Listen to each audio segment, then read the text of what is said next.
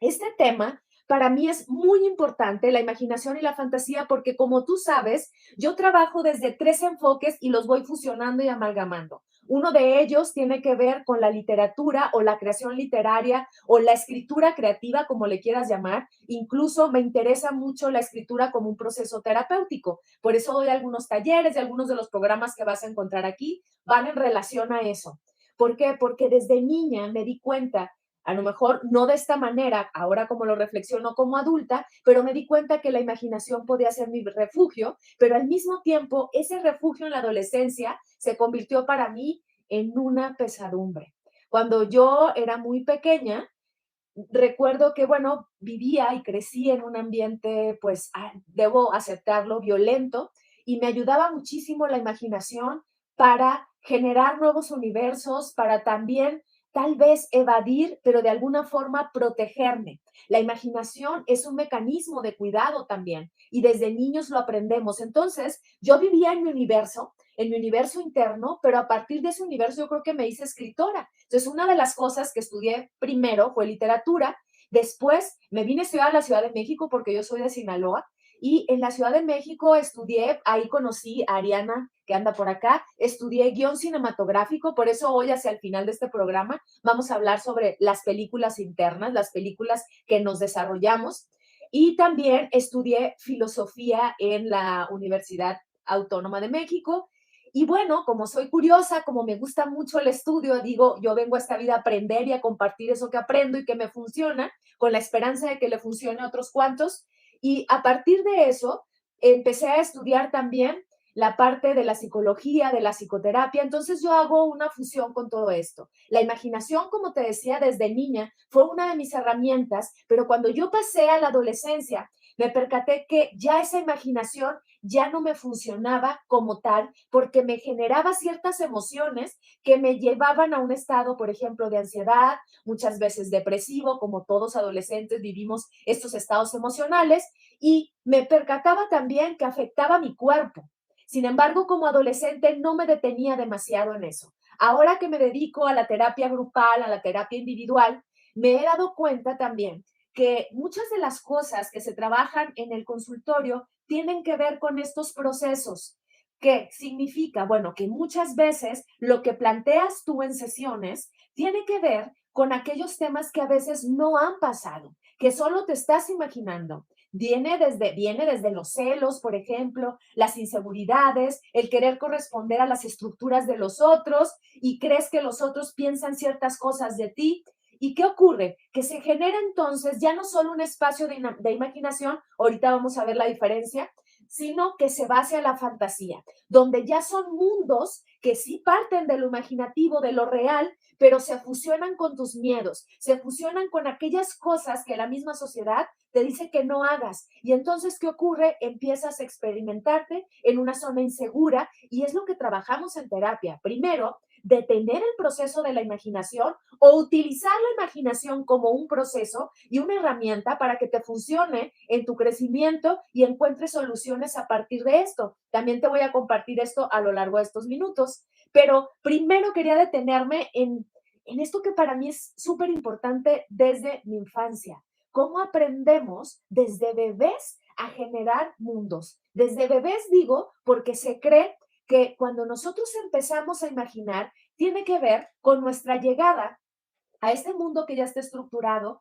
empiezas a recibirlo a partir de los sentidos y realmente cuando un niño empieza a generar, curiosamente, y esto poco se ha estudiado, de un proceso ya de una inteligencia, no solo emocional, sino también una inteligencia en general o a desarrollar su capacidad de aprendizaje, tiene que ver en la relación en qué tanto está incrementada su imaginación. Y a veces nosotros como adultos, pocas veces desarrollamos una imaginación en los niños, ¿sí? O cuando nosotros fuimos niños, no generamos ese hábito de la imaginación porque creímos que a lo mejor no era viable. Sin embargo, cuando tú desarrollas el proceso de la imaginación es porque el niño o la niña ya tiene toda una experiencia que ha recibido del mundo y cuando empieza a relacionarla, es decir, a fusionar el pasado con el presente y con los deseos hacia el futuro, abre una capacidad de aprendizaje. Entonces, en la medida en que más imagines, más capacidad de aprendizaje y de inteligencia vas a tener, aunque parezca todo lo contrario. E incluso una imaginación emocional te puede llevar a soluciones en tu día a día. Voy a compartir algunos de los comentarios. Por acá anda Marcel, que ya lo extrañaba. Gracias, Pato, por andar por acá también. Buenas noches. Compárteme aquellas cosas que ya te estén inquietando con lo que estoy diciendo, aquellas dudas. Compárteme también si sientes la confianza de decirme algunos momentos en donde tú crees que la imaginación la llevas tan adelante que te está afectando psicológicamente y que te puede llevar a procesos de angustia, a procesos incluso de temor, a miedos imaginados. ¿Sale? Ve compartiéndome aquí en el chat. ¿Por qué? Porque para eso estamos en vivo, para que tú sientas que esto es tu espacio, que si en algún momento, y por favor compartan esto con quienes lo deseen, hay personas que no tienen el acceso a una terapia y esta es mi manera también de vincularme contigo, de ofrecerme contigo en la medida de las posibilidades. Desafortunadamente no podemos tener la cercanía visual, pero sí tenemos la cercanía del diálogo, así que aprovechémosla. Como te dije hace un rato, la reflexión para mí, yo soy una reflexionista, como te dije, la reflexión es una de mis metas para que tú te detengas en tu día a día, voltees a verte y en este caso digas, ¿qué estoy imaginando? Incluso cuando yo te compartí ahorita parte de mi historia de vida de cuando yo era una niña, es muy probable que empezaste a imaginártela, que empezaste a decir, bueno, ¿qué le pasaba a la Fira? ¿Qué estaba viviendo? Si en este momento te detienes y cierras los ojos, es más, vamos a empezar también con eso, a imaginar, porque para eso estamos, empieza a imaginar y recuerda la casa de tu infancia. Puedes cerrar los ojos o no, pero recuerda la casa de tu infancia. Cuando tú recuerdas la casa de tu infancia, incluso si todavía vives en ella, recuerda los muebles, recuerda la decoración que tenía tu casa en la infancia y de alguna manera esto, aquí anótame por favor, de alguna manera esto va a convocar a una emoción.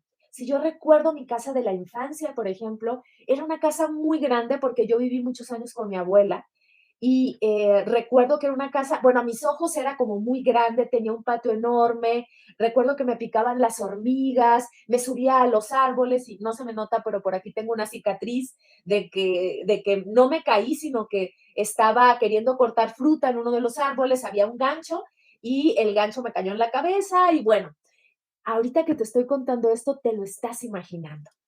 Pero recuerda entonces cómo era esa casa de la infancia. ¿Vale? Ahora, imagina la casa de hoy. Incluso no te muevas de donde estás. Imagínate la sala. Yo me la estoy imaginando, la sala de mi casa. Imagínate la cocina, aunque tú estés en otro espacio, ¿ok?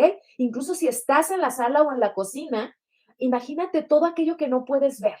Imagínate a lo mejor el jardín, si hay jardín, hacia dónde ve la ventana, ¿va? Ok, eso es imaginación fundamentada en la realidad.